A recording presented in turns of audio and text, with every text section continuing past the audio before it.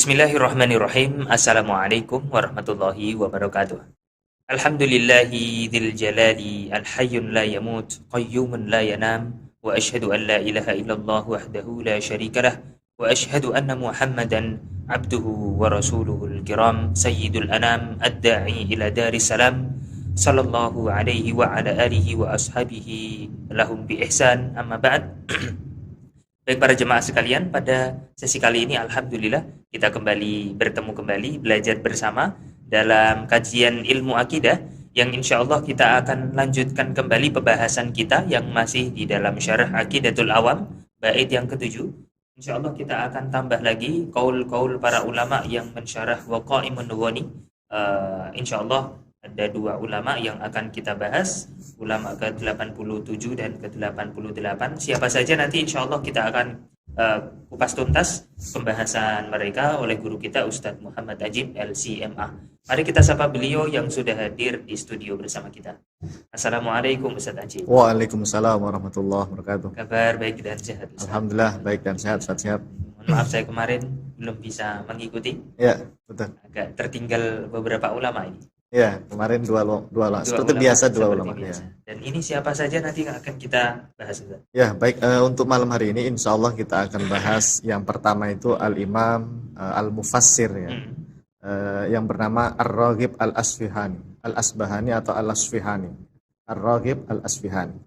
Kemudian nanti yang kedua seorang ulama dari madhab Hanafi Maturidi, namanya Imam An-Nasafi. Ya, Imam An-Nasafi insyaallah. Jadi dua ulama itu insya Allah kita bahas. Baik, nanti siapa mereka, bagaimana kaulnya, ya. Insya Allah kita akan tunggu. Silakan antum kita berikan waktu. Baik, siap. Assalamualaikum warahmatullahi wabarakatuh. Bismillahirrahmanirrahim. Alhamdulillahil qadimil awwal bila bidayah, al-akhiril baqi bila nihayah, al-munazzahi 'anil jihati waz zamani wal makani wal jismiyah. Allahumma salli wa sallim wa barik ala sayyidina Muhammad wa ala alihi wa ashabihi wa man ihtada bihadihi ila yaumil qiyamah, amma ba'du. Subhanaka la ilma lana illa ma 'allamtana innaka antal alimul hakim. Allahumma anfa'na bima 'allamtana wa 'allimna ma yanfa'una wa zidna ilman nafi'a birahmatika ya arhamar rahimin. Amin. Baik para pemirsa jamaah kajian ilmu tauhid yang dirahmati Allah Subhanahu wa taala, alhamdulillah ya, malam hari ini kita masih diberikan kesempatan oleh Allah Subhanahu wa taala untuk bisa melanjutkan kembali pelajaran kita, yaitu kitab Aqidatul Awam ya, khususnya pembahasan bait yang ketujuh Waqaimun Nughani yang sampai dengan sekarang belum selesai-selesai ya. Masih membahas seputar Allah Maha Ada tanpa tempat. Allah Subhanahu wa taala tidak membutuhkan segala sesuatu yang ada ya. Waqaimun Ghani. Dan semoga Allah Subhanahu wa taala senantiasa memberikan kemudahan, keberkahan dan ilmu yang bermanfaat kepada kita semua fid dunya wad dunya wal akhirah. Amin ya rabbal alamin. Baik, langsung saja jamaah ya, kita akan bacakan ibarah dari para ulama. Di antaranya yang pertama kita akan baca Al-Imam Ar-Raghib Al-Asbahani atau Al-Asfihani, sama ya. Al-Asbahani, Al-Asfihani itu sama ya. Silakan dibaca dulu setiap mukadimahnya ya. Al-Imam Ar-Raghib Al-Asfahani Asy-Syafi'i Al-Asy'ari rahimahullahu ta'ala yang wafat tahun 502 Hijriah telah berkata di dalam kitab Al-Mufradat fi Gharibil Quran. Ya. Siapa beliau ini Ustaz Syihab dan jamaah? Al-Imam Ar-Raghib Al-Asbihani ini atau Al-Asfihani ya, sama ya. Beliau ini nama aslinya adalah Abul Qasim Al-Husain bin Muhammad. Jadi kunyahnya Abul Qasim ya. Sama seperti kunyahnya Rasulullah ya sallallahu alaihi wasallam. Abul Qasim Al-Husain bin Muhammad. Jadi nama aslinya Al-Husain ya. Al-Asfihani atau Al-Asbihani. Asfahan itu dari Iran ya? Iran, kota Isfahan ada. Isfahan ya, di Iran ya. Nah, beliau ini jamaah hidup sezaman dengan Al-Imam Al-Ghazali. Karena Imam Ghazali meninggal 505 Hijriah, 505. Beliau 502, ya sezaman. Makanya Al-Imam Az-Zirikli ya, atau Asy' Az-Zirikli di dalam kitabnya Al-A'lam itu mengatakan Imam Ar-Raghib Al-Asbihani ini pernah bertemu atau ya hidup sezaman lah ya. Mungkin ngaji bareng wallahu alam ya dengan Imam Al-Ghazali itu. Ya sezaman. Kalau Imam Ghazali kan terkenal di bidang ilmu fikih, usul fikihnya. Kemudian dalam ilmu tasawuf juga terkenal Imam Ghazali. Nah, kalau Imam Ar-Raghib ini dikenal di bidang ahli al-lughah, al-adabi. Jadi beliau pakar bahasa, kemudian punya kitab tafsir namanya Al-Mufradat fi Ghoribi Al-Qur'an. Ini semacam tafsir lafadz itu. Tafsir untuk lafadz-lafadz Al-Qur'an. Ghoribnya atau makna yang sulit dipahami dari ayat Al-Quran itu lafaz-lafaznya dijelaskan oleh beliau ya. Beliau ahli al-lughah al-arabiyah ya. Nah, secara fikih beliau ini ternyata ada sebagian ulama mengatakan mazhabnya Syafi'i. Sebagian ulama ya. Karena tidak banyak riwayat yang menjelaskan tentang detail kehidupan Imam Ar-Raghib ini, tidak banyak. Sumbernya tidak banyak, tapi sebagian atau beberapa kalangan itu menganggap beliau ini Syafi'i. Dan secara akidah beliau Asy'ari, bermadzhab Asy'ari. Karena Imam Fakhruddin itu menyebutkan sendiri dalam kitabnya, kitab apa ya lupa saya itu, Imam Ar-Raghib ini min ahli sunnah al-Asy'ariyah lah, kira-kira begitu. Beliau membela ahli sunnah dan membantai ini maksudnya membungkam kelompok Syiah, Mu'tazilah di zaman beliau yang muncul banyak sekali. Ya. Dan beliau gara-gara tinggalnya di situ dituduhnya Syiah. Iya. Sekarang dituduh Syiah. Waktu itu, di zaman itu, beliau termasuk orang yang pernah dituduh sebagai Mu'tazilah dan Syiah katanya. Imam Ar-Raghib Al-Asbahani ini Mu'tazilah, Imam Ar-Raghib Al-Asbahani ini Syiah. Banyak tuduhan seperti itu. Tapi kata para ulama itu hanya sekedar tuduhan belaka ya. Sebetulnya beliau ini ahli sunnah. Baik, kita baca kitab beliau ya. Namanya Al-Mufradat fi Ghoribil Quran. Qala al-Imam Ar-Raghib Al-Asbihani rahimahullahu taala wa qurbullahi ta'ala minal abdi huwa bil ifdali alaihi wal faidi la bil makani. Walihadza ruya anna Musa alaihi salam qol ilahi aqaribun anta faunajika am ba'idun faunadika faqala law qaddartu laka al-bu'da lama intahaita ilaihi walau qaddartu lakal qurba lama iqtadarta alaihi ya, artinya kedekatan Allah Subhanahu wa taala dengan hambanya. Maksudnya adalah Allah Subhanahu wa ta'ala memberikan anugerah nikmat kepada hambanya atau melimpahkan anugerah nikmat kepada hambanya. Bukan bermakna dekat tempatnya Allah. Oleh sebab itu diriwayatkan bahwa Nabi Musa alaihi salam pernah berkata, "Wahai Tuhanku, apakah engkau itu sangat dekat sekali sehingga aku cukup bermunajat kepadamu dengan suara lirih? Ataukah engkau itu sangat jauh sekali sehingga aku harus bersuara keras memanggilmu?" Maka Allah berfirman, "Seandainya aku tetapkan jarak yang sangat jauh sekali, maka engkau tidak akan mampu menggapainya. Dan seandainya aku tetapkan jarak yang sangat dekat sekali, maka engkau juga tidak akan mampu untuk menggapainya." Masya Allah. Baik, jamaah yang dimuliakan Allah Subhanahu wa taala. Di kitab Al-Mufradat fi Ghoribil Quran, Al-Imam Ar-Raghib Al-Asbahani ketika menjelaskan redaksi Qurbullah. Jadi ini sebetulnya sedang menafsirkan ayat yang secara zahir menunjukkan Allah itu dekat. Tempatnya Allah itu dekat. Apa salah satu ayatnya? Wa idza sa'alaka 'ibadi 'anni fa inni qarib. Ya, kan banyak itu. Atau ada beberapa ayat yang seperti itu ya. Itu surat Al-Baqarah kalau nggak salah ya. atau Al-Imran ya. Wa idza sa'alaka ibadi anni fa inni Al-Baqarah ya. Karena itu kan rangkaian dari ayat puasa itu setelahnya. Ya kan? Ya, ayat-ayat puasa itu. Wa idza sa'alaka ibadi anni fa inni qarib. Apabila engkau ditanya apa? Wa idza sa'alaka ibadi. Ketika engkau wahai Muhammad ditanya oleh hamba-hambaku, kaummu maksudnya, tentang aku, wa idza sa'alaka ibadi anni, maka jawab saja fa inni qarib. Sesungguhnya aku ini sangatlah dekat. Ibarah atau redaksi dekat ini kan kalau kita seperti inilah, Ustadz Syihab dekat dengan saya. Artinya antum berada di suatu tempat, ya kan? Ya. Atau misalnya jamaah sedang dekat dengan apa ini? Lagi ngapain ya jamaahnya? Lagi megang HP mungkin ya. Jamaah sedang dekat dengan HP-nya atau dengan komputernya atau laptopnya, ya. Itu dekat secara jarak namanya. Nah, sesuatu yang dekat dengan kita itu berarti dia berada di suatu tempat. Karena itu makhluk.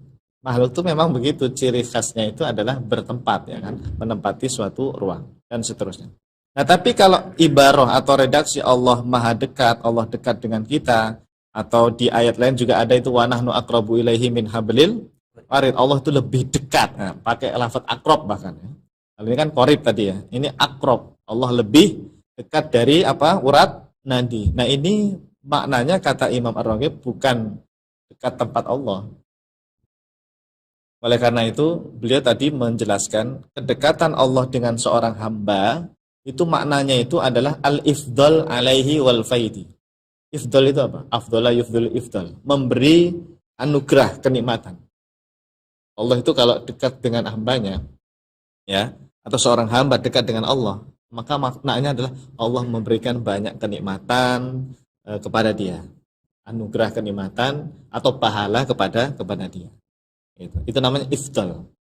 Kalau Allah jauh dari hamba, bukan berarti Allahnya lari jauh kemana gitu ya, berada di suatu tempat yang jauh, bukan. Maknanya apa berarti? Kebalikan dari ifdal. Allah tidak memberikan anugerah nikmat, Allah tidak memberikan pahala kepada hamba tersebut. Nah, sama seperti gini. Orang bilang, aduh saya ini banyak maksiat, saya ini banyak dosa, jauh dari Allah. Ada ungkapan gitu ya, jauh dari Allah. Apakah jauh dari Allah ini maksudnya Allah jauh berada di ujung alam semesta gitu? Bukan kan? Bermakna kita nggak dapat rahmat Allah, tidak dapat nikmat dari Allah, tidak dapat pahala. Begitu pula sebaliknya, orang yang beriman, orang yang beramal soleh, dia akan mengatakan Allah sangat dekat denganku, atau aku akan mendekat kepada Allah. Nah itu bermakna tadi Allah akan memberikan anugerah atau nikmat. Labil makan, bukan dekat apa secara tempat. Karena sesuatu yang bertempat itu namanya makhluk. Gitu. Allah itu laisa kamitslihi syai'un, tidak serupa dengan apapun, tidak serupa dengan makhluk. Nah, jadi dari keterangan Imam Ar-Raghib ini, ketika tadi beliau bilang qurbullahi minal abdi itu al-ifdal alaih wal faid labil makan, artinya Allah itu ada tanpa tempat. Dekat secara tempat tidak berlaku, apalagi jauh secara tempat. Itu nggak berlaku bagi Allah, nggak berlaku. Ya, dekat jauh itu yaitu jarak sesama makhluk. Kalau dengan Allah itu tidak berlaku. Karena Allah itu bukan benda. Ya, kadang-kadang kita ini gini ya, sulitnya itu masih banyak yang berpikiran di kepala itu membayangkan Allah itu sosok seperti ada bentuknya atau ada bendanya gitu. Ada apa ukurannya, kebayangnya seperti itu. Akhirnya apa, ya Allah harus berada di sini, di situ, dan di mana gitu, atau di atas aras atau di langit. Itu alam pikiran manusia seperti itu ya wajar lah ya, karena ya tadi akal kita terbatas dan mungkin juga belum ngaji, belum banyak mengetahui tentang ilmu tauhid yang sebenarnya ini. Tapi kalau sering ngaji insya Allah paham itu Allah dekat, Allah jauh itu maknanya apa, bukan menunjukkan tempat bagi Allah Subhanahu wa taala. Nah, kemudian Syatihab dan jamaah yang dirahmati Allah Subhanahu wa taala, Imam Ar-Raghib Al-Asbahani itu kemudian setelah menjelaskan makna dekatnya Allah dengan hamba itu bukan tempat ya, beliau memberikan semacam dalil gitu, bahwa dekatnya Allah atau jauhnya Allah itu bukan jarak. Dalilnya ini. Walihada ruwiya anna Musa alaihi salam qala ilahi aqribun anta faunajik. Jadi Nabi Musa alaihissalam itu pernah berdoa, bermunajat kepada Allah. Ya Allah, ilahi, ya Allah, aqribun anta faunajik. Engkau ini sebetulnya sangat dekat sekali sehingga aku bermunajatnya dengan suara pelan saja. Ambaidun, atau engkau ini jauh sekali gitu. Faunajik, sehingga aku harus memanggil dengan suara yang keras. Ya, jadi kalau unaji itu kayak pelan-pelan bisik-bisik gitu. Ya, itu munajat namanya. Tapi kalau munada itu keras. Ya Allah. Kadang ada orang berdoa itu berlebihan. Maksudnya berlebihan itu dalam arti dia jerit-jerit kalau berdoa. Teriak-teriak lah gitu. Itu kurang bagus. Ya apa sih? Baina-baina lah. Maksudnya jangan terlalu keras juga tidak terlalu lirih ya. Sedang-sedang saja kalaupun ada suara. Nah, kemudian Allah mengatakan, Allah berfirman, "Lau qadartu lakal bu'ta lama intahaita ilai, wa lau qadartu lakal qurba lama qtadarta alaihi." Nabi Musa, kamu tuh ya, seandainya aku itu jauh, kamu tuh nggak akan mampu menjangkau diriku, dan kalaupun aku juga dekat, engkau tidak akan mampu untuk menjangkau hakikat aku. Artinya jauh dekat itu betul-betul nggak berlaku bagi Allah. Jarak jauh atau jarak dekat itu tidak berlaku bagi Allah Subhanahu wa Ta'ala. Mudahnya begini saja. Kan tadi jarak itu nggak berlaku bagi Allah ya. Maksudnya gimana? Sekarang begini. Jenis kelamin berlaku nggak bagi Allah? Tidak berlaku. Ya kan? Gampang kan memahami, kok Allah nggak berlaku jarak ini gimana? Ya gini aja. Bagi Allah nggak berlaku itu yang namanya jenis kelamin. Allah itu nggak berjenis kelamin laki-laki, juga tidak berjenis kelamin perempuan. Nggak berlaku intinya. Sama, jarak itu nggak berlaku bagi Allah. Contoh lain, ini ada dinding ya kita nih. Di rumah Anda juga ada dinding ya, dinding. Kita bisa nggak bilang begini, dinding itu atau tiang itu, dia capek nggak ya berdiri terus gitu? Bukan. Capek atau tidak? Kalau dijawab capek, ya enggak. Dijawab tidak capek, ya enggak cocok juga kan? Iya, tapi kalau saya bertanya ke Ustadz Siap berdiri terus, saya bilang capek enggak? Bisa dijawab iya atau dijawab tidak. Ini kalau dinding, tiang itu berlaku enggak capek itu bagi dinding? Enggak. Tidak capek ya tidak berlaku bagi dia, capek pun tidak berlaku bagi dia. Nah, ini pendekatan ya, bukan menyerupakan Allah dengan dinding bukan, tapi pendekatan untuk memahami kalimat bahwa jarak itu nggak berlaku bagi Allah. Sebagaimana tidak berlakunya jenis kelamin atau tadi dinding capek itu tadi tidak berlaku bagi dinding seterusnya. Begitu. Kira-kira begitu pendekatannya. Karena orang kalau nggak diajak berpikir seperti ini, dia itu akan bingung. Gimana sih nggak berjarak dekat, nggak berjarak jauh? Ya karena Anda membayangkan sesuatu yang harus ada jaraknya gitu. Padahal akal kita ini terbatas. Ya, akal kita terbatas, tidak mampu menggapai hakikat zat Allah Subhanahu wa Ta'ala. Ya. Makanya kan dikatakan di beberapa kitab para ulama, la ya'rifullaha 'alal haqiqati illallahu. Apa terjemahnya? La ya'rifullaha, bukan hu, ini ha. Maf'ul bih dulu. La ya'rifullaha 'alal haqiqati illallahu. Fa'ilnya terakhir. Jadi apa? Kalau diterjemahkan apa? La ya'rifullaha. Tidak ada yang tahu hakikat zat Allah. La ya'rifullaha 'alal haqiqah. Tidak ada yang tahu hakikat zat Allah illallahu, kecuali hanya Allah. Ya juga harokat salah. Iya. Benar, iya. Harokat itu penting ya. Makanya nahu sorob atau ilmu nahu itu juga penting ya. Harus bisa ya. Karena mempengaruhi terjemahan ya, mempengaruhi ya.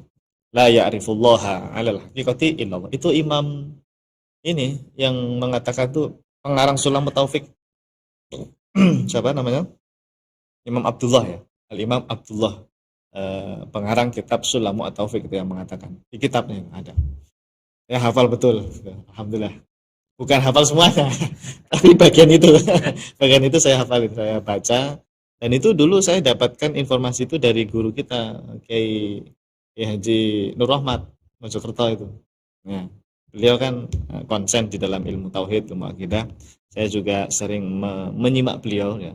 Jadi apa yang beliau sampaikan itu saya hafal kadang-kadang. Oh, kalimat ini ada di kitab apa gitu. Itu saya cari. Ketemu di situ di Sulamut Taufik ya. Jadi kan bertanya Ustaz, Nabi Musa itu masih mempertanyakan Allah ini jauh apa dekat sih? Kemudian Allah menjawab, saya jauh ya paling jauh, dekat ya paling dekat. Jadi bagaimana kesimpulannya? Apakah Allah tidak berlaku jarak jauh dan dekat? Tidak berlaku jarak. Tidak, maknanya itu artinya tidak berlaku jarak jauh dan dekat. Karena kalaupun jauh dan dekat tetap nggak akan kamu mampu. Lama iktadar ta'alai, lama intahaita alaihi ilaihi. Kamu nggak akan mampu, wahai Musa. Artinya tidak mampu menjangkau hakikat Allah. Tidak berlaku yang namanya jarak bagi Allah, itu tidak berlaku. Ini istishadnya Imam Ar-Raghib tadi lah ya, untuk meniadakan tempat bagi Allah Subhanahu wa taala itu dengan menggunakan riwayat tersebut. Sudah? Cukup? Oke.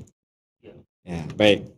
Sekarang kesimpulan ya, langsung aja kesimpulan. Pada keterangan di atas sangat jelas sekali bahwa Al-Imam Ar-Raghib Al-Asfahani Al-Asbihani Asy-Syafi'i Al-Asy'ari rahimahullahu taala telah meyakini bahwasanya Allah Subhanahu wa taala Maha ada tanpa tempat. Secara tegas beliau telah menafikan adanya al-makan atau tempat bagi Allah Subhanahu wa taala. Ya, beliau tadi menafikan al-makan ya. Jadi qurbullah bukan bimana dekat tempat, apalagi jauh ya. Tempat itu nggak berlaku bagi Allah. Dan aras itu makhluk kan, tempat ya, sebuah tempat, makhluk aras.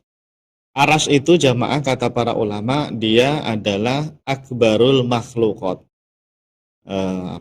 makhluk yang ukurannya paling akbar, paling besar dibanding makhluk di alam semesta ini. Dia semacam atapnya alam semesta, kira-kira gitu. Kata para ulama kira-kira begitu. Kubahnya alam semesta. Paling atas ya, paling atas, dan tidak ada yang mengalahkan ukuran aras. Makanya aras itu kan disebutkan apa itu? Azim ya, besar. Istilah Arabnya gimana? Sakful makhluqat. Ya, bahasa di kitabnya itu saya baca itu pernah saya nemu ibarat sakful makhluqat, dan Imam Ibnu Katsir atau Imam Zahabi itu bilangnya kal kubah. Kal kubah itu seperti bentuknya kubah. Cuma orang Arab itu saja kalau mendengar kalimat aras itu yang terbayang di kepala itu as-sarir.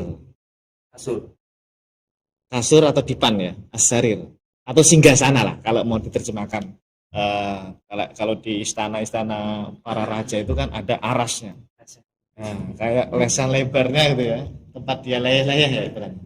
Nah itu aras itu kalau orang Arab itu begitu. Aras itu tempat duduk atau tempat tiduran ya istilahnya ya, untuk seorang raja. Tapi kalau kita mengatakan Ar-Rahmanu 'alal arsistawa, dalam ayat Quran kan ada sebutan itu. Ini aras itu jangan dibayangkan seperti aras manusia tadi, raja tadi, bukan. Ya tentu berbeda, hakikatnya berbeda. Dan tidak ada satupun ulama salaf yang min ahli sunnah wal jamaah yang mengatakan aras itu tempat duduknya atau tempat tinggalnya Allah, nggak ada. Aras ini makhluk intinya, dan Allah bukan berada di sana ya. Allah itu bukan makhluk yang harus bertempat gitu, bukan. Nanti kembali lagi, ini makna Ar-Rahmanu 'alal arsy istawa apa? Ya udah berkali-kali kita terangkan ini ya, sudah sering kali kita terangkan. Anda mau pakai metode yang mana? Kalau tafwid makna, ya sudah, tetapkan sudah Allah istawa atas aras, tapi maknanya wallahu alam. Bukan bermakna berada di sana, bertempat di sana, atau menyentuh aras, atau ada jarak dengan aras. Wallahu alam, itu tafwid makna. Tapi kalau mau pakai metode takwil, ya sudah, istawa ala aras itu bermakna Allah menguasai aras tanpa harus berada di sana. Allah Al-Qahir ya, menguasai atau menundukkan aras dan sebagainya. Banyak takwilannya lah ya. Atau Allah maha tinggi ya. Allah maha tinggi di atas aras, maknanya kemuliaannya Allah ya, kemuliaannya Allah Subhanahu wa taala.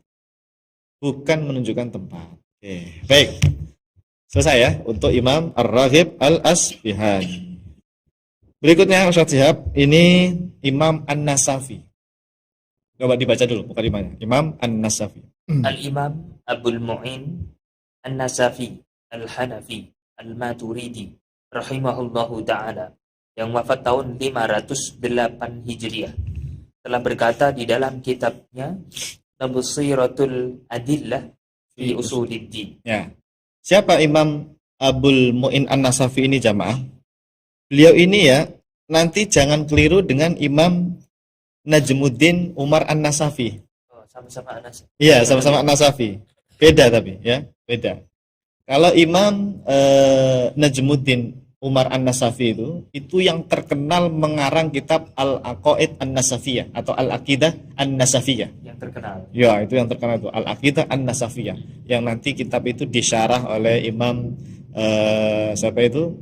At-Taftazani. Makanya syarah Al-Aqaid An-Nasafiyah li Al-Imam At-Taftazani. Terkenal itu. Bahkan ulama-ulama Asy'ari pakai syarah itu. Syarahnya Imam At-Taftazani untuk kitab Al-Aqaid An-Nasafiyah. Itu beda orang ya. Kalau itu namanya tadi siapa? Najmuddin Umar An-Nasafi. Najmuddin Umar An-Nasafi. Nah, kalau ini tuh Abul Mu'in ya. Abul Mu'in An-Nasafi. Abul Mu'in An-Nasafi. Beliau nama aslinya Maimun bin Muhammad. Ya. Maimun bin Muhammad dari Nasaf. Nasafi di mana tadi? Di Uzbekistan. Uzbekistan. Ya, Nasaf itu di Uzbekistan. Ya. Asia Tengah ya. Ya, Asia Al-Wusta, Asia Tengah. Ya. Beliau mazhabnya Hanafi, bermadzhab Hanafi, sama seperti ulama yang tadi saya sebutkan. Imam An-Nasafi yang pengarang Aqaid An-Nasafi itu Hanafi juga itu. Hanafi Maturidi. Ya. Memang banyak ulama-ulama yang dari Hanafi itu yang bermadzhab Maturidi ya, secara akidah. Nah, beliau ini secara fikih Hanafi, secara akidah Maturidi ya. Al-Maturidi ya. Meninggal tahun 508 Hijriah. Kalau yang pengarang kitab Al-Aqidah An-Nasafiyah atau Al-Aqaid An-Nasafiyah itu 537. Setelah beliau. Ya, setelah beliau ya. 537. Ya, barangkali ya, mungkin ya, wallahu a'lam. Cuma ini lebih duluan ya meninggalnya 508 ya. Nah, punya kitab Tabsiratu Al-Adillah fi Usuluddin. Tabsiratu Al-Adillah fi Usuluddin. Baik. Ini saya punya kitabnya baru download. Tebalnya sebentar, saya cek dulu ya. Yang Tabsir. Tabsirah. Kita pakai ustaz atau pakai sheet? Ustaz, Tabsirah. Tabsiratul Adillah. Berapa halaman ini? 700 halaman. Iya, 700 halaman. 700 halaman saya baca. Enggak semuanya. Cara bacanya kalau PDF atau apa? Ya, download PDF ya. Itu saya larinya ke ini dulu, ke daftar isi. Fihris ya, daftar isi. Saya cari ini pembahasan tentang Allah ada tempat-tempat di bab apa? Biasanya bab sifat. Nanti bab sifat apa nih? Apa sifat ulu atau apa? Nah, ketemu ada bab ini nih. Kita baca saja langsung ya.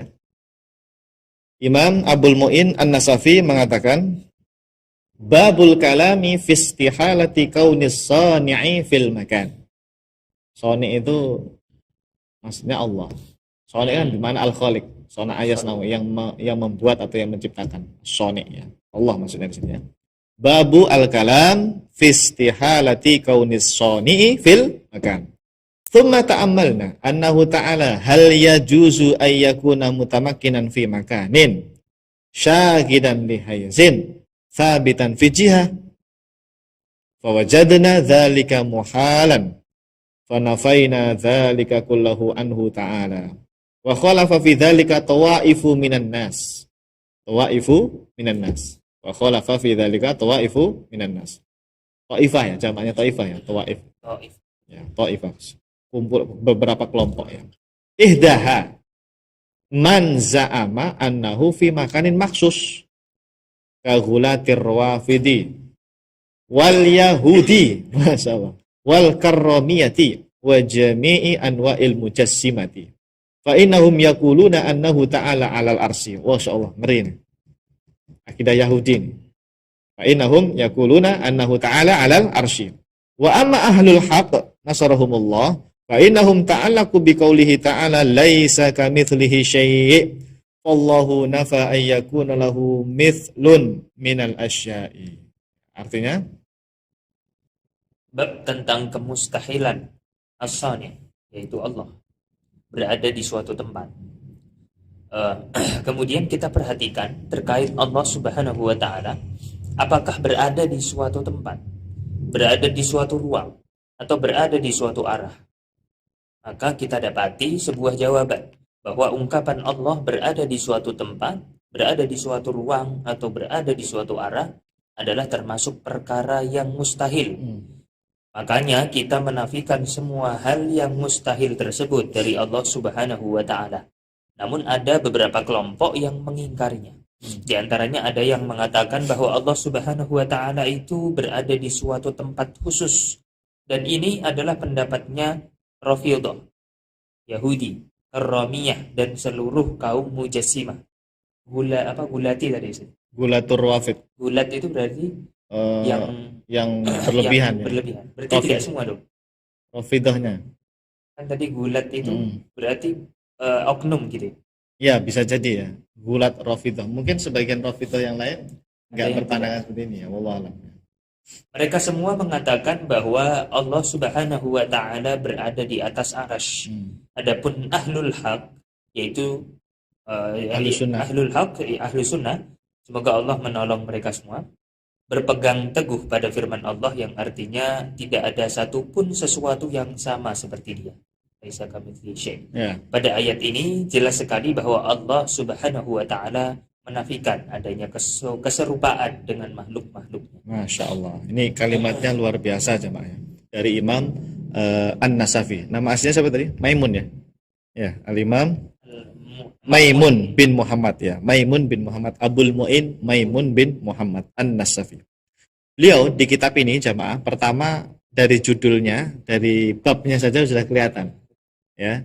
Istihalah kaunis shani' fil makan. Beliau membuat bab khusus tentang mustahilnya Allah itu berada di suatu tempat.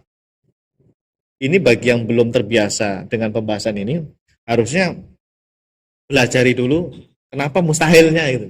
Kenapa mustahil? Sebetulnya panjang ini.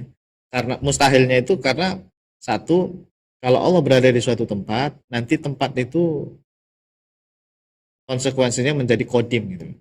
Kan Allah itu maha kodim, ada tanpa permulaan. Allah maha kodim, ada tanpa permulaan. Nah tempat itu kodim apa enggak? Tempat. Tempat itu sendiri. Tidak dong. Begini, segala sesuatu selain Allah itu makhluk bukan? Makhluk. Sepakat ya, semuanya ya. Mau Anda ya, mau dia NU, mau dia Muhammadiyah, dia Salafi, Wahabi atau apalah. Kita yakin bahwa selain Allah itu makhluk, karena kan Allah itu khaliqu kulli syai'. Ya dong, Allahu khaliqu kulli syai'. Berarti tempat, arah, cahaya, kegelapan, semuanya itu adalah makhluk. Kalau makhluk berarti dia tidak kodim. Oh iya. Ya dong, hadis namanya. Ya, sesuatu yang ada permulaannya itu namanya tidak kodim, hadis, hawadis. Berarti tempat, arah itu hawadis semua itu. Dulu tidak ada, diciptakan Pak Ustaz. Berarti dulu nggak ada tempat. Ya iya kan, selain Allah makhluk. Kalau Anda bilang nggak jadi deh, tempat itu bukan diciptakan, dia ada bersama dengan adanya Allah. Berarti ada dua kodim. Berarti ada sesuatu yang tidak diciptakan oleh Allah dong. Ayo, bahaya ini. Ya enggak? Kalau dia tadi bilang, masa Allah ada tanpa tempat sih? Tanpa ruang, tanpa arah? Harusnya pas Allah ada itu, ruang dan tempat itu sudah ada. Berarti itu nggak diciptakan Allah dong, ruang dan tempat itu. Gimana? Ayo, mau dirubah lagi nggak? Pasti ujungnya dia bilang, oh iya ya, nanti konsekuensinya ini kayak Tuhan dong, tidak ada permulaannya, tempat dan arah ini. Iya. Apalagi Allah itu pencipta segala sesuatu gitu loh. Segala sesuatu. Maka tempat dan arah itu makhluk. Oke, kita jawab. Sepakat deh. Ini sepakat semua nih ya. Salafi, Wahabi dan semuanya itu sepakat. Bahwa tempat, arah dan semuanya ini adalah makhluk. Nah sekarang begini. Itu kan Allah ada tempat-tempat kan. Karena tempat dan arah dulu tidak ada. Ketika Allah menciptakan tempat dan arah, apakah Allah itu berubah sifatnya?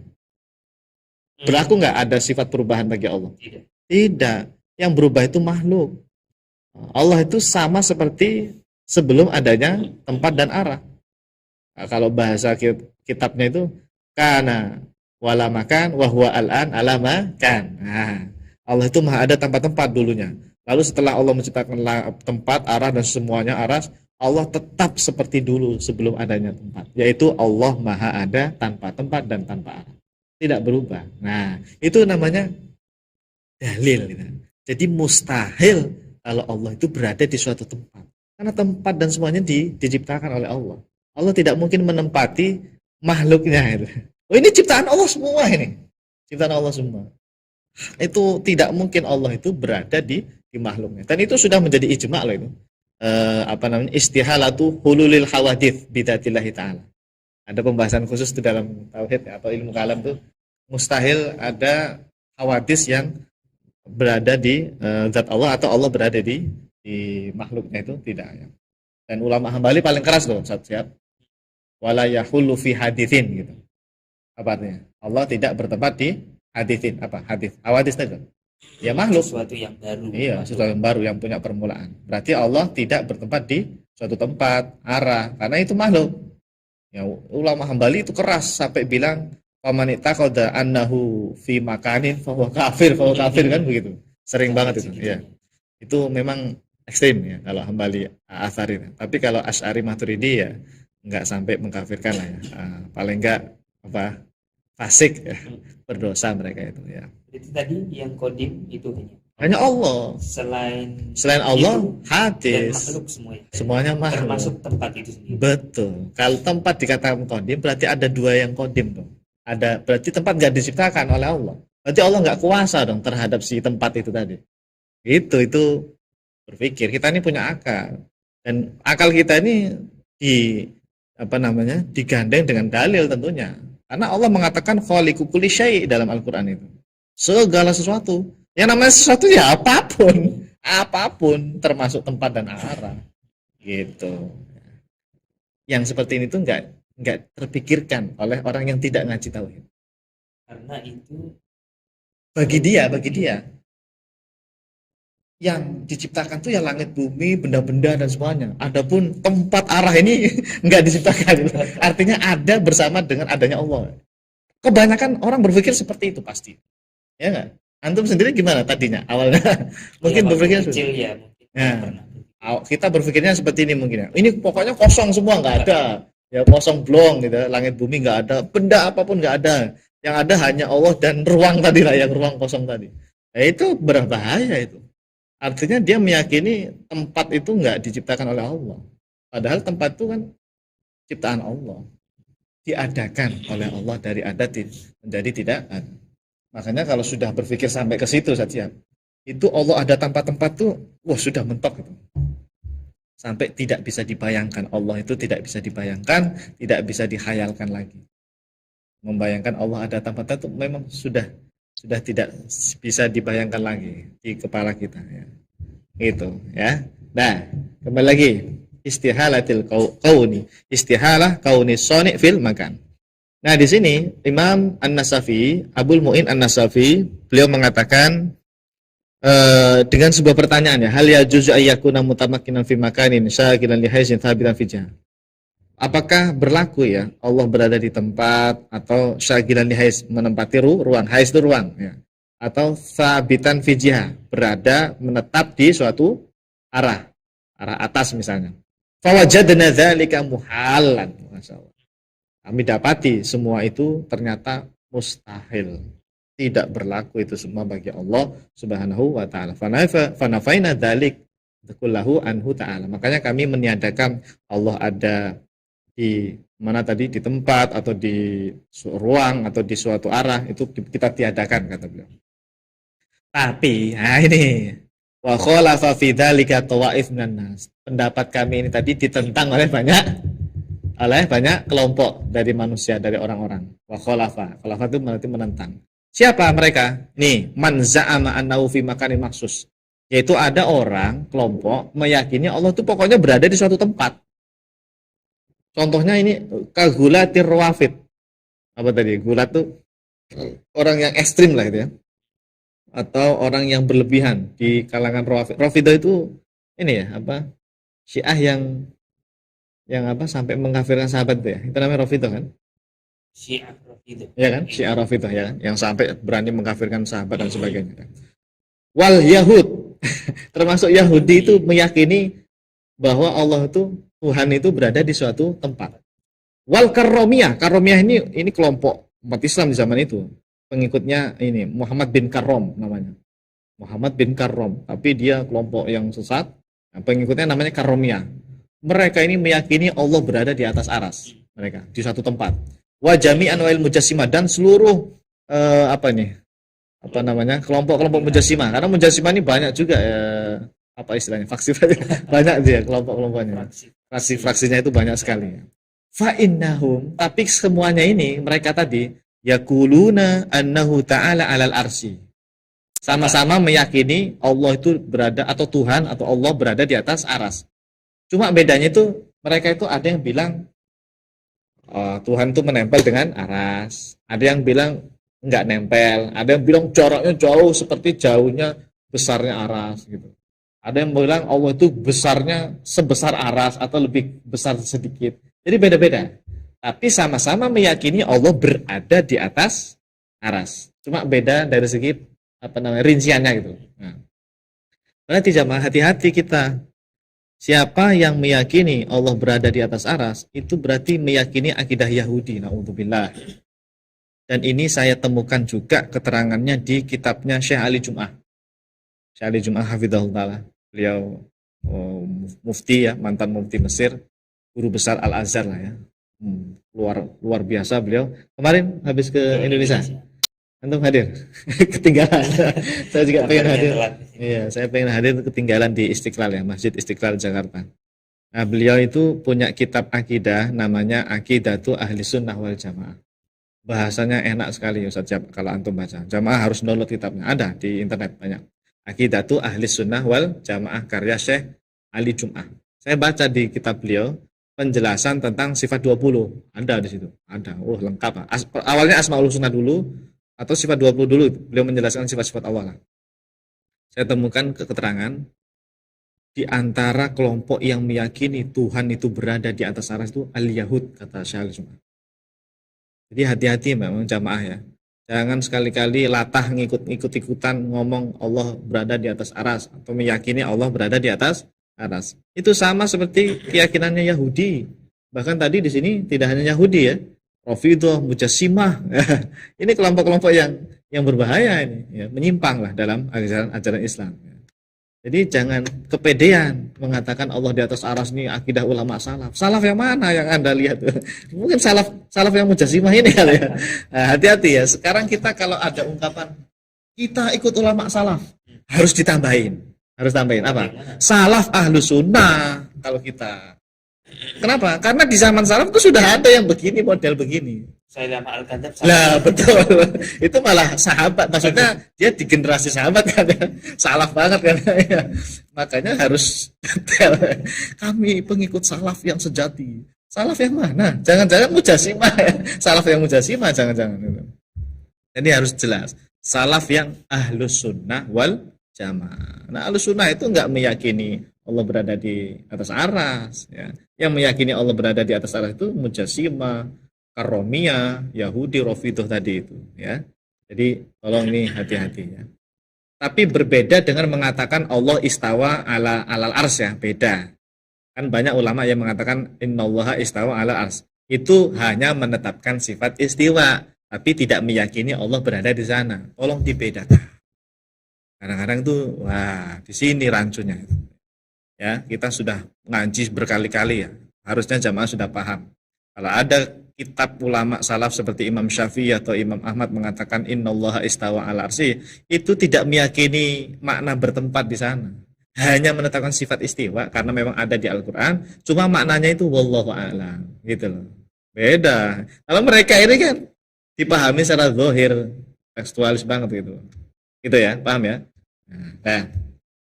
Nah, kita ahlul haq, adapun ahlul haq, semoga Allah menolong mereka.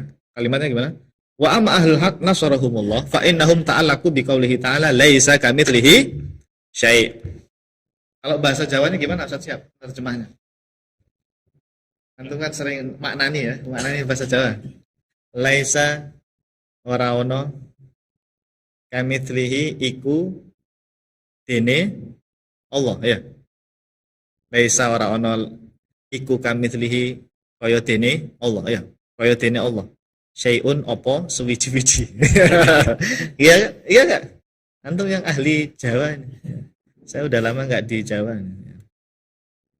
Kata para ulama, jamaah, tolong ini dicatat saja, penting sekali.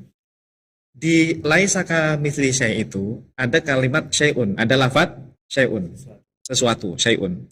Kata para ulama, jika dalam bahasa Arab ada lafaz syai'un atau lafaz yang nakirah. Nakirah apa ma'rifat syai'un di sini? Nakirah kan? Kalau ma'rifat kan ada alnya, ada alnya. Nah, ada sebuah kaidah dari para ulama, idza waradatin nakiratu, jika ada nakirah berada fi siyakin nafi, di kalimat yang nafi. Nafi itu yang ada lanya atau yang ada laisanya. Nah, ini kan ada laisanya. Namanya kalimat nafi, peniadaan. Jika ada lafaz nakirah berada di kalimat nafi, maka fahiya tufidu asyumul. Dia mencakup segala sesuatu apapun. Laisa kamitslihi syai', maka syai'un di sini apapun. Allah tidak serupa dengan manusia baik dari segi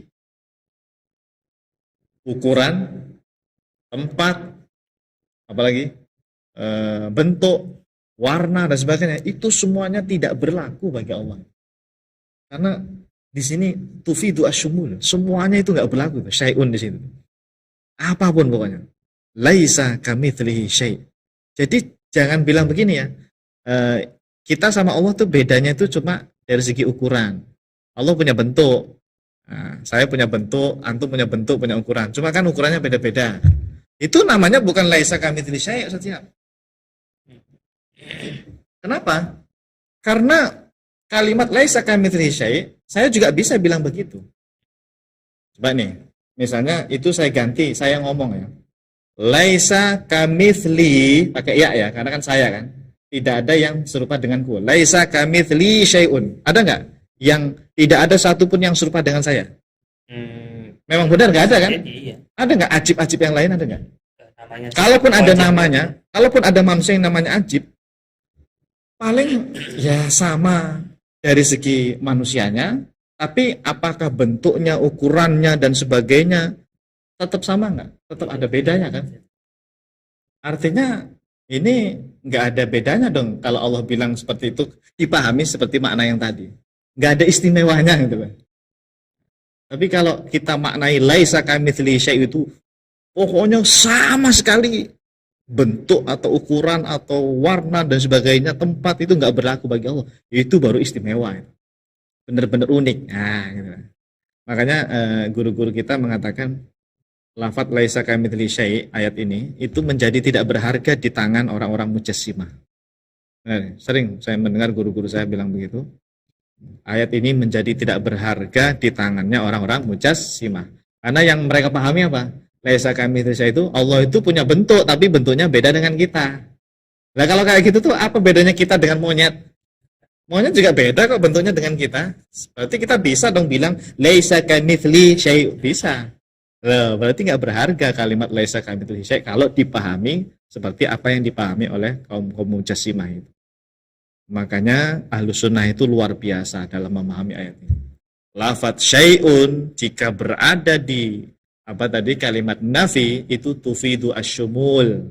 Syumul itu ya semua dari segi apapun betul-betul tidak sama gitu. Gimana? Mantap. inilah ajaran Ahlus Sunnah wal Jamaah. Allahu ta'ala nafa ayyakuna lahu mithlun minal asma. Allah menafikan adanya kemiripan atau keserupaan dengan makhluk apapun. Berarti sama sekali tidak ada kemiripan intinya. Entah itu bertempat dan sebagainya. Kalau makhluk bertempat, Allah tidak bertempat begitu. Dan seterusnya. Baik, ya mudah-mudahan bisa dipahami ya. Baik jamaah, sekarang kesimpulan setiap. Pada keterangan di atas sangat jelas sekali bahwa Al-Imam Abdul Mu'in An-Nasafi Al-Hanafi Al-Maturidi rahimahullahu ta'ala telah meyakini bahwasanya Allah subhanahu wa ta'ala maha ada tanpa tempat. Sebab berada di suatu tempat itu termasuk perkara yang mustahil berlaku bagi zat Allah subhanahu wa ta'ala. Ya, mustahil berlaku bagi zat Allah subhanahu wa ta'ala. Zat ini bermakna hakikat ya, hakikat Allah subhanahu wa ta'ala. Baik, alhamdulillah selesai juga akhirnya ya. Mungkin nanti Ustaz, Ya. kita ini mungkin ada yang belum memahami Ya. siapa itu Rafidhah, lalu akidah yang disindir itu apa, lalu Yahudi itu siapa, dan apa kepercayaan yang mereka sedang dikutip di sini. Itu mungkin nanti bisa ini kali ya kita jelaskan. Ya intinya itu begini Ustaz. Di kalangan Rafidhah atau tadi orang-orang Yahudi ini kan agama Samawi juga kan. Betul. Iya Samawi juga. Tapi mereka dalam keyakinan ada yang keliru, yaitu memahami Tuhan itu di atas aras. Itu ya. Karomiyah juga begitu, Mujassimah juga begitu. Jadi mereka ada kemiripan, kesamaan dalam hal sama-sama meyakini Allah, yaitu Tuhan, itu berada di sana. Dan itu sudah menjadi keyakinan mereka. Akidahnya Yahudi ya seperti itu. Akidahnya Rawafid atau Rafidhah itu juga begitu. Karomiyah, Mujassimah. Hanya saja mereka berbeda dari segi rincian yang tadi saya sebutkan. Sebagian mereka mengatakan Allah itu nempel dengan aras, kayak menempelnya kita dengan kursi. Sebagian dari mereka nggak nempel, tapi ada jarak jauh, ngambang atau bagaimana, ada jarak tertentu, tidak benar-benar nempel. Mulakoh kalau bahasa di kitabnya itu ya. Kalau yang nempel itu mumasah ya. Sebagian dari mereka itu mengatakan bentuknya Allah itu sama persis dengan bentuknya aras, gitu. Ada yang bilang begitu di antara mereka loh ya. Ada yang bilang lagi bentuknya Allah itu agak gedean dikit dari aras. Karena kan Allahu Akbar kata mereka gitu. Harus lebih besar dong gitu. Dan seterusnya. Itu min sakhafati ukulihim kata guru-guru kita. Karena akal mereka yang rusak dan sebagainya ya, sampai berani mengatakan Allah seperti itu. Padahal ulama salaf tidak ada yang mengajari seperti itu, tidak ada ya. Baik. Allah. Mujassimah juga yang kita sebut di zaman ini dengan apapun itu ya. Ada Mujassimah yang juga mengutip laisa kamitslihi syai'un untuk sebagai dalil atau pelindung bahwa di atas aras tapi laisa kamitslihi syai'un. Iya, artinya makanya multi tafsir atau makanya kan begini. Dalil itu Ustaz Syihab, baik Al-Qur'an dan hadis boleh dipakai oleh siapapun kan. Jangankan kita, orang misalnya kelompok dari luar kita, Syiah atau apalagi kelompok, banyaklah kelompok Islamnya. Semuanya pasti pakai dalil dari Quran. Hanya yang membedakan cara pemahaman yang benar itu dari mana yang kita pakai. Sama-sama pakai ayat Quran, sama, mereka pakai ayat Quran, kita pakai ayat Quran. Tapi yang membedakan adalah pemahaman yang benarnya siapa gitu. Kalau kita pemahamannya sesuai dengan sanad kepada ulama salaf begitu. Kalau mereka, kalau yang tadi Mujassimah ya salafnya ya salaf Mujassimah begitu. Intinya tidak memahami dengan sendiri. Ya. Kita tetap mengikuti para ulama, pasti juga ada dalil yang diikuti juga. Ya, tinggal nanti mengikuti ulama salafnya yang benar apa yang salah. Karena tadi salaf kan ada macam-macam. Salaf yang Ahlus Sunnah atau salaf yang Mujassimah atau salaf yang Syiah juga ada kan? Iya, Syiah sudah ada di zaman salafnya. Maka hati-hati ya dalam memahami ayat Al-Qur'an. Baik, alhamdulillah. Ada pertanyaan lagi saja? Cukup ya. Nanti insya Allah minggu depan nggak tahu lamanya baru lagi insya Allah ya. Ini Syekh Said bin Armiyah ini pensarah ini sebetulnya. Ini belum saya edit ya, masih berupa berupa ini doang lah. Nanti lengkap bisa 100 atau lebih. Ini kalau ada tambahan lebih dari 100. Karena ini sudah 99 ini. Ya. Tapi saya kan sering nyari-nyari lagi. Kayaknya nambah lagi. Insya Allah sudah ada lebih dari 100. Karena ini sudah 99 nih. Kalau pakai yang daftar isi nih, ya. Kalau pakai daftar isi ini. Ya. Baik, insya Allah nanti kalau sudah dapat angka 100 lebih dikit, kita stop biar jamaah ini nggak bosan dengan Allah di tempat-tempat ya. Tapi begini ya saya itu niatnya ya, mungkin jamaah juga bisa ditata niatnya. Saya itu berawal dari mengenal Allah itu kan hukumnya wajib. Ya. Mengenal Allah itu hukumnya wajib jamaah. Ini sudah ijma kata Imam Ibnu Hajar Al-Asqalani dalam Fathul Bari itu. Menukil perkataannya Imamul Haramain Al-Juwaini. Nah, mengenal Allah itu hukumnya wajib, berarti mengenal Allahnya harus benar. Kalau salah, ya berarti belum kenal Allah. Kalau salah itu berdosa kita. Kenal Allah kok salah. Meyakini Allah berada di atas arah itu, salah besar. Anda belum kenal Allah itu. Tidak mengenal Allah. Meskipun tiap hari Anda sholat, menyembah Allah ya, sholat itu. Tapi dalam keyakinan ini kita salah itu misalnya. Ya itu tetap salah namanya. Keyakinan bid'ah itu. Ya, berbahaya. Na'udzubillah min dzalik, ya. Maka untuk menjaga diri kita dari kesalahan itu, kita sengaja membuatkan episode yang begitu panjang ini pembahasannya, karena kita butuh bukti dari para ulama-ulama lintas generasi, dari generasi salaf sampai kholaf, yang menyatakan Allah itu maha ada tanpa tempat, tanpa arah, tanpa bentuk, tanpa ukuran, tanpa rupa. Dan memang inilah akidah yang sebenarnya, akidah ulama salaf, ahlus sunnah wal jamaah. Jadi tidak usah bosan-bosan. Kalaupun Anda bosan, kan masih banyak di luaran sana yang belum bosan. Iya, kadang-kadang gini, bosan Ustaz Tajib ini terus. Ya sudah, Anda yang stop, tinggal biar yang lain yang nonton. Iya. Bahkan generasi ini kan gantian. Generasi yang sekarang ngaji dengan saya mungkin bosan, akan muncul generasi-generasi berikutnya jamaah. Ya, iya. Kalau ini bosan terus kita stop, kasihan generasi yang akan datang. Ya enggak, harus berpikir seperti itu. Ya, kalaupun misalnya jamaah, bosan ini tuh, enggak apa-apa, di skip aja. Bakalan ada generasi lain atau orang lain selain Anda yang akan mendengarkan ini. Nah, gitu. Ya. Dan kita jangan bosan-bosan. Ini kan ilmunya ulama yang harus kita sampaikan, jangan ditutup-tutupi. Ya. Dan berkah kok membaca kitab ulama itu mendatangkan keberkahan ilmu, insya Allah. Ya, insya Allah. Dan ini menjadi salah satu ciri khas ahlus sunnah yang nanti kalau meninggal dunia itu dalam keadaan husnul khotimah, insya Allah. Amin ya rabbal alamin. Cukup? Siap? Baik, silakan Ustaz. Kita tutup kalau begitu Ustaz. Ya. Terima kasih. Dan para jamaah yang sudah membersamai kita, apabila ada pertanyaan silakan, kita terbuka dari pertanyaan jamaah. Namun silakan dicantumkan dulu, nanti kita akan simpan dan kita akan jawab di sesi berikutnya minggu depan insya Allah. Kita tutup sama-sama dengan bersama membaca doa kafaratul majlis. Subhanakallahumma wa bihamdika asyhadu an la ilaha illa anta astaghfiruka wa atubu ilaik. Kami mohon undur diri. Wassalamualaikum warahmatullahi wabarakatuh. Salurkan infak terbaik Anda untuk Rumah Fikih Indonesia melalui Bank Syariah Indonesia dengan rekening 3353158410 dan juga Bank Muamalah dengan rekening 36006321. Keduanya merupakan rekening resmi Rumah Fikih Indonesia atas nama Aini Aryani. Atau bisa juga melalui scan barcode berikut, ataupun langsung menuju ke rumahfikih.com/donasi.